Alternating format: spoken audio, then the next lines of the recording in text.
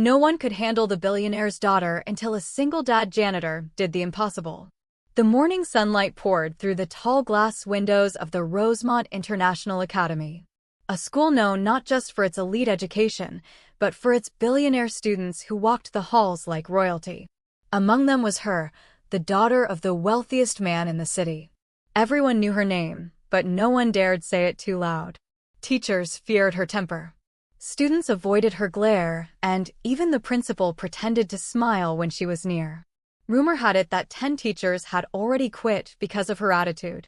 The staff whispered about how cold she was, how she never smiled, and how every attempt to reach her ended in failure. What if the person who changed her wasn't rich or powerful, but the one who cleaned the floors? Until one Monday morning when a new janitor walked through those same glass doors. He was a quiet man, probably in his late 30s. His hands looked rough, his uniform faded, and his eyes, though tired, had a strange gentleness in them. People didn't pay much attention to him. He was just there to clean floors. But what no one knew was that he wasn't just a janitor. He was a single dad. He had a little girl, about 8 years old, who waited for him every evening at a small apartment downtown. Her drawings covered the fridge, and every night before bed, she'd ask, "Did you smile today, Dad?" And every night he'd reply, "I tried my best."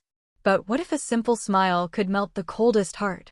The first time the janitor crossed paths with the billionaire's daughter was in the hallway outside the art studio. She was yelling at a staff member. Something about a painting not being good enough. When she saw him sweeping nearby, she snapped, "What are you looking at?" He didn't respond, just smiled politely and continued sweeping. No one ever smiled at her without fear. It made her freeze for a second. Then angrily she turned away. The next morning, he was cleaning the same hallway again. This time she dropped her coffee cup. Without a word, he bent down, cleaned up the mess, and said softly, "It's okay. Accidents happen." She stared at him, confused. Most people avoided eye contact. He spoke to her like she was human. Not powerful, not intimidating, just human. She walked away, saying nothing. But that night, for the first time in months, she couldn't sleep. Those words, "It's okay. Accidents happen," echoed in her head. Days passed. She started noticing him. How he always greeted everyone, even when no one replied. How he repaired broken lockers when students didn't care. How he carried heavy boxes for teachers who never thanked him. And one afternoon, she saw something that changed everything. He was sitting on a bench behind the school holding a small lunchbox. Inside were 2 sandwiches. Next to him sat a little girl with messy hair and the brightest smile. His daughter. They were laughing. Laughing so freely that it didn't fit the cold world she lived in. From a distance, the billionaire's daughter watched them. That laughter, that warmth, it felt like something she'd lost a long time ago. A few weeks later, during an art event at the academy, she was presenting her painting, a dark, abstract piece filled with chaos and loneliness. The audience clapped politely, but she looked restless. Then, out of nowhere, the janitor's daughter ran up to her. She couldn't have been more than 8. Holding a crumpled paper in her tiny hands, she said, "Your painting is sad. You should add yellow. Yellow makes everything happy." The room went silent. Everyone expected the billionaire's daughter to yell, to scold the child for interrupting, but she didn't. From that day on, things began to change. The girl who once yelled now volunteered at school events. The one who avoided people started helping other students. Teachers whispered again, but this time in disbelief.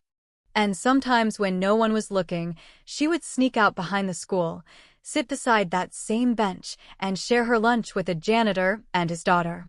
No one could explain it. No one knew what he said or did to her. But everyone noticed one thing. The billionaire's daughter had finally learned how to smile again. And it all started with the kindness of a man who swept floors, but understood hearts better than anyone else ever could. Months passed, and the changes in her were impossible to ignore. She started coming to school early, sometimes even helping the janitor before classes began. She'd help him arrange chairs, wipe the blackboards, and once even painted a wall that had been dull and cracked for years. The students were stunned. The teachers whispered. The billionaire's daughter, the same girl who once shouted at everyone, was now quietly doing things no one expected from her. When someone asked her why, she simply said, "Because kindness feels better than control." But the real turning point came one winter morning. The janitor didn't show up for work. For the first time, the halls felt empty. Not because of the noise, but because of his absence, his ladder, his gentle greetings, his calm presence. It was all missing. By noon, word spread that he had fallen sick. He was hospitalized, struggling to afford his treatment.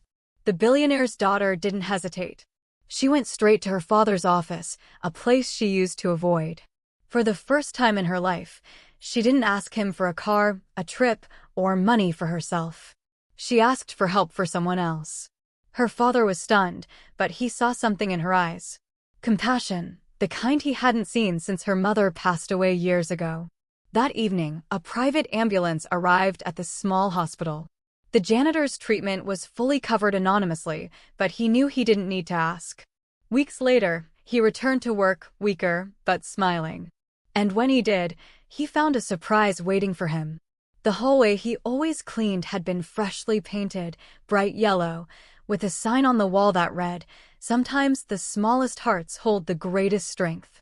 It was her idea, her way of saying thank you, not with words, but with meaning. From that day forward, she volunteered at shelters, sponsored school lunches, and quietly helped students who couldn't afford books. Her father watched from a distance, realizing something he'd forgotten long ago. Money can buy luxury, but kindness builds legacy. One afternoon, as the janitor packed up to leave, his little daughter ran ahead to say goodbye. The billionaire's daughter knelt beside her and smiled. "Your dad changed my life," she said softly. The little girl giggled. "He says, kindness is like sunlight. You can't see it, but you can feel it."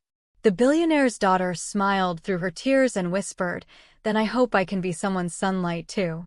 That day, as the sun dipped behind the academy's glass walls, two worlds, one rich, one humble, stood side by side.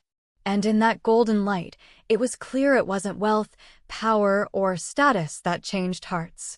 It was simple human kindness.